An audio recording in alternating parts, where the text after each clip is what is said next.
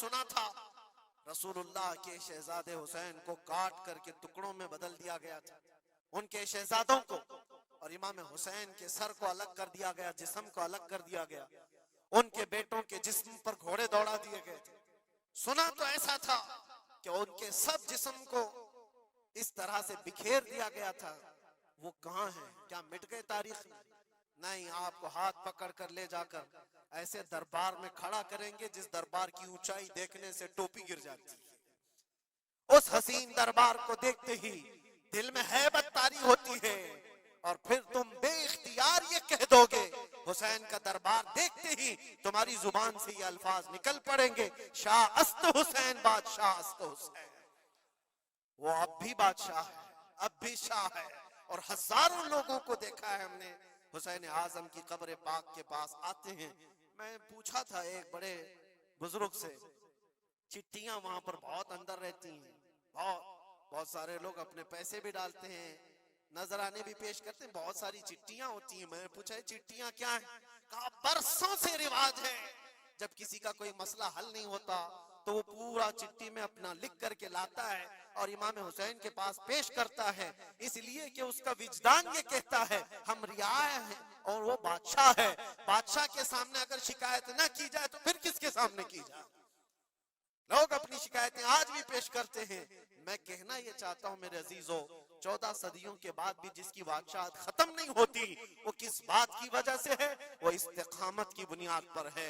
इसीलिए तो कुरान में अल्लाह ने फरमाया इन्नल्लज़ीना क़ालू रब्बुनल्लाह थुम्मा इस्तक़ामू, बेशक वो लोग जिन्होंने कहा हमारा रब अल्लाह है फिर जमे रह गए, ततनज़्ज़लु अलैहिमुल मलाइका, उन पर अल्लाह फरिश्ते उतारता है और फरिश्ते ये कहते हुए आते हैं जो इस्तिकामत के साथ खड़ा है उसको कि घबराओ मत, डरो मत, अल्लाह करीब, अल्लाह तबारक व तआला ने जो तुमसे वादा किया है वो तुम्हें मिलने वाला है। ये इस्तिकामत के साथ रहने वाले के लिए मलाइका उतारे जाते हैं। आज भी हमारा इम्तिहान इसी इस्तिकामत को लेकर के है, कितने जमे रहोगे, कितने डटे रहोगे, यही इम्तिहान आने वाला है। आगे भी देखना, इस जमाने में भी देखना, तुम्हारी टोपियां उतारी जा रही, तुम्हारी दाढ़ियां नोची जा रही, तुम्हारे बुर्खे, तुम्हारे हिजाब सब सवालिया निशान हैं। अब तो हालात ये हो गए हैं, लोगों को इतनी खुजली है कि अजान की आवाज से भी पूरे जिस्म में कुछ लोगों को खुजलियां होती हैं। तकलीफें इतनी हैं कि सब उतार दो, कोई अजान की आवाज नहीं। सदियों से जो अजान की आवाजें गूंज रही थी, आज पता नहीं पागलों के दिमाग में कौन सी चीज सवार है, कौन सा शैतान सवार है। ये सिर्फ और सिर्फ इसलिए नहीं है कि अभी अभी के बने हुए शैतान हैं, शैतान तो पुराने हैं, लेकिन इम्तिहान की घड़ी तुम्हारी है। वक्त अभी हमारे इम्तिहान का आ चुका है। ये जो पूरी दुनिया के हालात आप देख रहे हैं, इन हालात में भी मेरे अजीजों एक बात याद रखना, बहुत सारे तूफान, बहुत सारी आंधियां आएंगी। अगर तुम ईमान की हिफाजत के साथ इस दुनिया से गए तो अमन में हो, वरना अल्लाह के नबी सल्लल्लाहु अलैहि वसल्लम ने इसी जमाने के लिए फरमाया था, वो जमाना आएगा मेरी उम्मत पर कि सुबह मोमिन होंगे, शाम में काफिर हो जाएंगे, शाम में मोमिन सोएंगे, सुबह काफिर उठेंगे। वो उस जमाने में हम आ चुके हैं जहां ईमान का सौदा होने लग गया है। लोग तो आज, मुझे पता है मैं हर चीज पर बात करूं तो बहुत लंबी बात चली जाएगी। हमारी कौम में सबसे ज्यादा वो गद्दार लोग मौजूद हैं जो चंद टकों के लिए, जो चंद पैसों के लिए मुखबिरी किया करते हैं और ईमान बेचते हैं। इनको क्या हासिल होता है?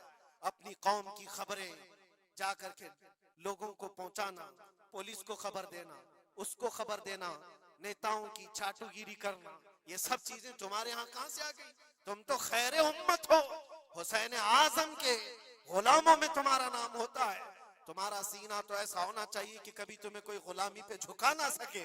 लेकिन जो लोग गुलामी को पसंद करके तलवे छाटना चाहते हो, याद रखना इस दुनिया में भी जिल्लत है, आखिरत में भी बड़ी जिल्लत है। बहुत बड़ी जिल्लत का तौक उठा करके उठाए जाएंगे।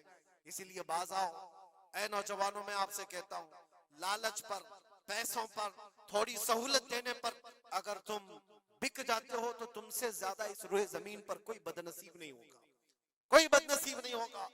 आपको पता है मुनाफिकीन के रद में अल्लाह ने कितनी आयतें उतारी, और कुरान में अल्लाह ने फरमाया इन्नल मुनाफिकीन फी दरकिल अस्फली मिनन नार, बेशक मुनाफिकीन जहन्नम के सबसे नीचे हिस्से में होंगे, सबसे ज्यादा अजाब में होंगे। कौन है वो मुनाफिक?